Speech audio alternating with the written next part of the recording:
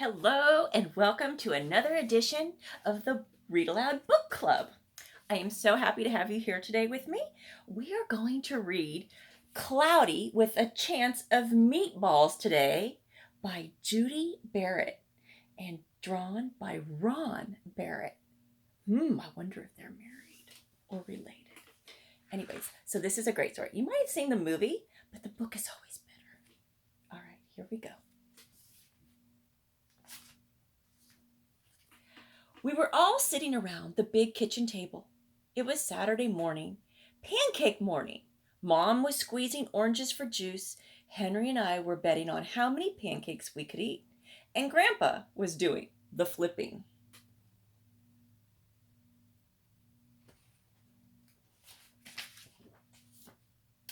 Seconds later, something flew through the air headed toward the kitchen ceiling and landed right on Henry. After we realized the flying object was only a pancake, we all laughed. Even Grandpa. Breakfast continued quite uneventfully. All the other pancakes landed in the pan, and all of them were eaten, even the one that landed on Henry.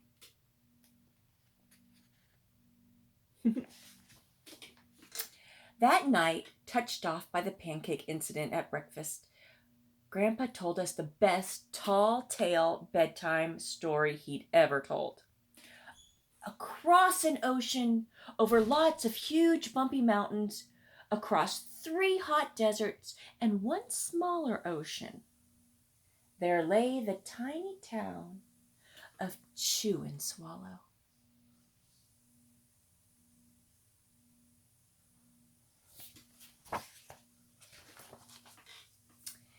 In most ways, it was very much like any other tiny town.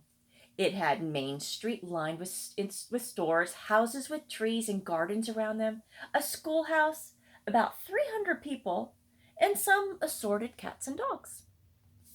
But there were no food stores in town of Chew and Swallow. They didn't need any.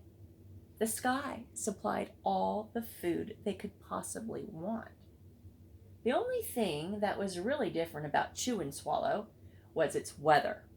It came 3 times a day at breakfast, lunch, and dinner. Everything that everyone ate came from the sky.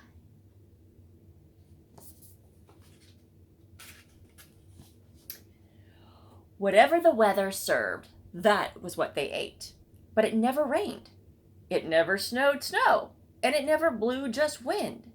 It rained things like soup and juice. It snowed mashed potatoes and green peas. And sometimes the wind blew in storms of hamburgers.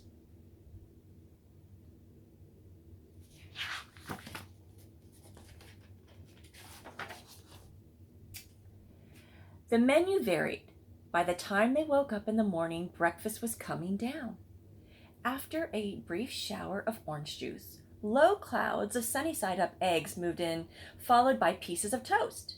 Butter and jelly sprinkled down for the toast. And most of the time, it rained milk afterwards.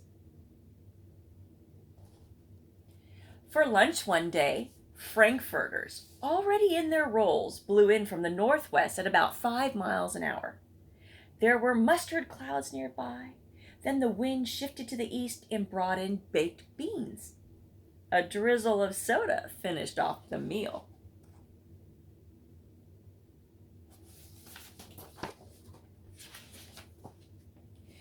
Dinner one night consisted of lamb chops, becoming heavy at times, with occasional ketchup. Periods of peas and baked potatoes were followed by gradual clearing, with a wonderful jello setting in the west. The sanitation department of Chew and Swallow had a rather unusual job for a sanitation department. It had to remove the food that fell on the houses and sidewalks and lawns. The workers cleaned things up after every meal and fed all the dogs and cats.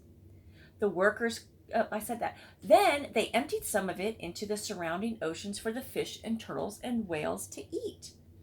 The rest of the food was put back into the earth so that the soil would be richer for the people's flower gardens.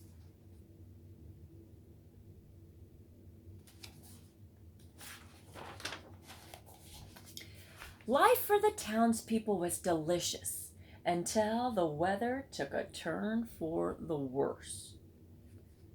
Chew and Swallow Digest. Spaghetti ties up town. Record-breaking pasta.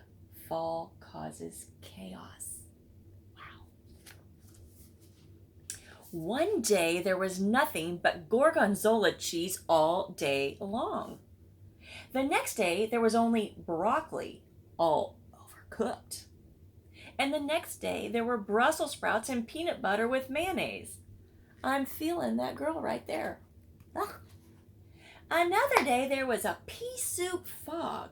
No one could see where they were going, and they could barely find the rest of the meal that got stuck in the fog. Pea soup. Yeah, that doesn't sound good. The food was getting larger and larger, and so were the portions. The people were getting frightened. Violent storms blew up frequently. Awful things were happening. One Tuesday, there was a hurricane of bread and rolls all day long and into the night. There were soft rolls and hard rolls, some with seeds and some without. There was white bread and rye and whole wheat toast. Most of it was larger than they ever seen bread and rolls before. It was a terrible day. Everyone had to stay indoors. Roofs were damaged and the sanitation department was beside itself. The mess took the workers 4 days to clean up, and the sea was full of floating rolls. See the floating rolls in the sea? To help out, the people piled up as much bread as they could in their backyards. The birds picked at it a bit, but it just stayed there and got staler and staler. There was a storm of pancakes one morning and a downpour of maple syrup that nearly flooded the town. A huge pancake covered the school. No one could get it off because of its weight, so they had to close the school. Wouldn't that be something if that's why we closed the school?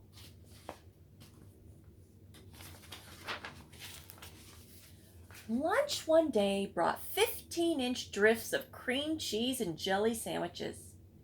Everyone ate themselves sick, and the day ended with a stomachache. Whew. There was an awful salt and pepper wind accompanied by an even worse tomato tornado. People were sneezing themselves silly and running to avoid the tomatoes. The town was a mess. There were seeds and pulp everywhere.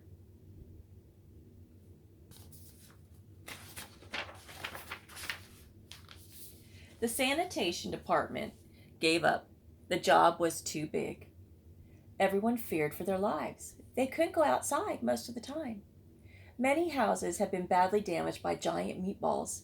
Stores were boarded up and there was no more school for the children. So a decision was made to abandon the town of Chew and Swallow.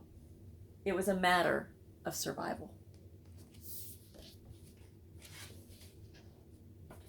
The people glued together the giant pieces of stale bread, sandwich style, with peanut butter.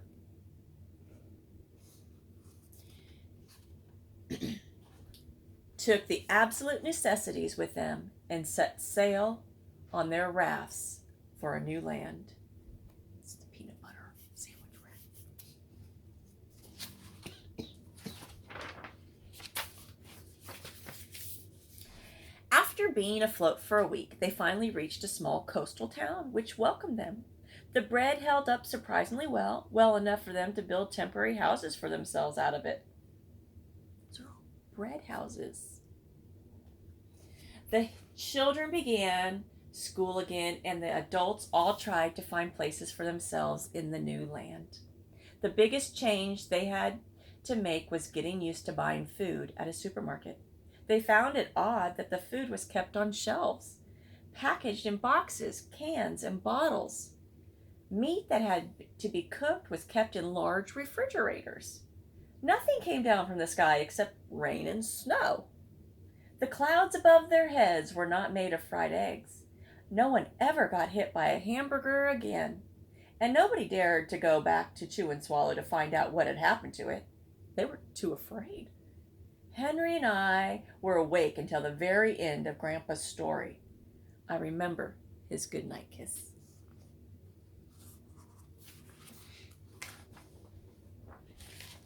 The next morning, we woke up to see snow falling outside our window. We ran downstairs for breakfast and ate it a little faster than usual so we could go sledding with Grandpa. It's funny, but even as we were sliding down the hill, we thought we saw a giant pat of butter at the top, and we could almost smell mashed potatoes. The end. I hope you enjoyed this story. I enjoy reading to you, and tune in next time for my next story. Bye-bye.